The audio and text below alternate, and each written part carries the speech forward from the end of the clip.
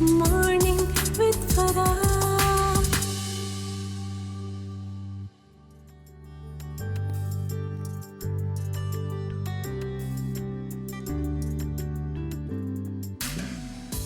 बिस्मिल्लाहिर्रहमानिर्रहीम, अस्सलामुअलैकुम, सुबह बखैर और खुश आमदीद ATV मॉर्निंग विद फरा में।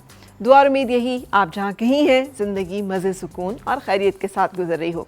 गर्मियों की छुट्टियाँ होने वाली हैं और बच्चे जो हैं वो घरों में होंगे और हम सब इस सोच और फ़िक्र में हैं कि हमने कहाँ कहाँ घूमने फिरने के लिए जाना है, हमने बच्चों को कौन कौन सी एक्टिविटीज़ में इंगेज करना है। बच्चों के अपने 10,000 प्लान होते हैं। आपको भी यकीनन अपनी गर्मियों की छुट्टियों का टाइम जो है वो याद होगा। मुझे बहुत अच्छी तरह से याद है कि हमारी सबसे पहली प्रायोरिटी ये होती थी, क्योंकि उस ज़माने में ढेर होमवर्क मिला करता था और हर जो है ना, मुझे नहीं समझ में आती कि क्या सोच के इतना होमवर्क दिया जाता था। इतनी ज़्यादा कॉपीज़ हमें फ़िल करनी पड़ती थी कि हर रोज़ के हिसाब से हमें काम मिला करता था ना, कि आपने डेली बैठकर आप करेंगे तो पूरे महीने की इतनी सारी कॉपीज़ बनेंगी। और हमारी कोशिश क्या होती थी कि जल्द अज जल्द हम इन कॉपीज़ को फ़िल करें, इस काम से जान छुड़ाएं और उसके बाद हम घूमने फिरने के लिए निकलें। कभी हम किसी जगह का प्लान हो, कभी किसी जगह का प्लान हो। ये बचपना है, ये बचपन की खूबसूरती है। और आपको पता है सबसे ज़्यादा कीमती चीज़ जो हम अपने बच्चों को दे सकते हैं वो ये खूबसूरत यादें हैं।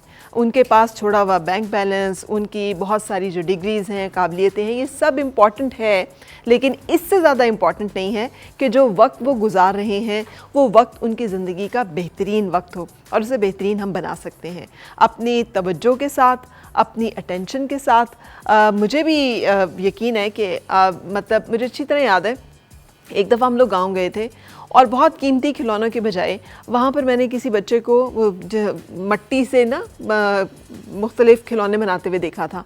तो जो मट्टी के घोड़े या मट्टी के बैल या इस तरह की चीज़ें बनाकर जो हमने खेल खेला था वहाँ पे, घर बनाना और ये सब चीज़ें, आज तक वो ज़िंदगी का सबसे पुरलुत्फ़ तजर्बा वही है। उसमें कोई बहुत कीमती गैजेट्स इन्वॉल्व नहीं थे, इन्वॉल्वमेंट थी तो उसमें एक जेन्युइन, जैसे कहना चाहिए, एक टाइम की, एक स्पेस की, एक अटेंशन की, एक तवज्जो की।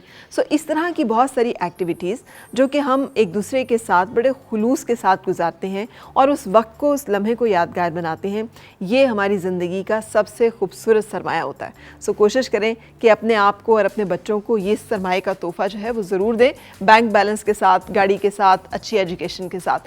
आज के जो फोकस करेंगे ना हम, वो भी इसी के ऊपर करेंगे कि हमें करना क्या चाहिए, क्योंकि बाज़ औक़ात ना जब हम गुजर रहे होते हैं इस प्रोसेस से, जब बच्चे पढ़ रहे होते हैं, हम भी काम कर रहे होते हैं और हमें समझ नहीं आ रही होती कि हमें कैसे सब चीज़ों को मैनेज करना है।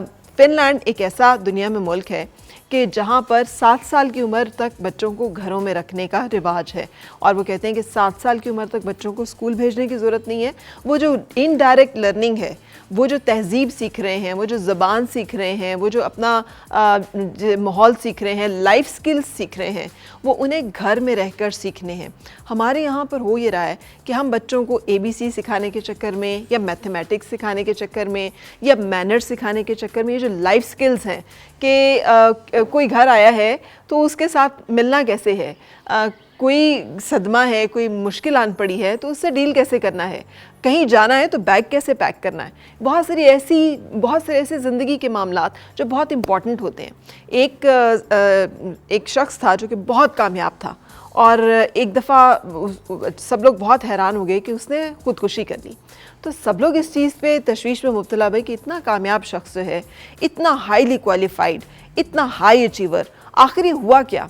तो जब उस पर सारा रिसर्च वगैरह या उसके बारे में तहकीक की गई तो पता ये चला कि वो इतना ज़िंदगी में कामयाब और सेटिस्फाइड और फुलफिल्ड रहा था कि उसे ज़िंदगी में फेलियर को डील करने का एक्सपीरियंस ही नहीं था। तो जब फेलियर इतना बड़ा आया कि उसकी जॉब चली गई और उसके ऊपर फाइनेंशियल क्राइसिस आए, तो वो उसके साथ कोप करना जो है उसके लिए मुश्किल हो गया, क्योंकि उसके साथ इर्द गिर्द जो मौजूद लोग थे वो भी तैयार नहीं थे उस नाकामी में उसका साथ देने पे या उसे संभालने में।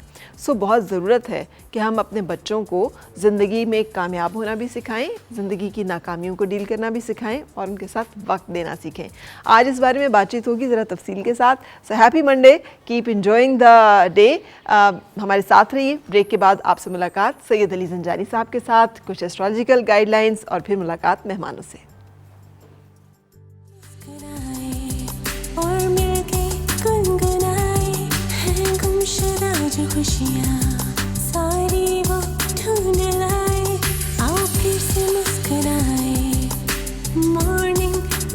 फरार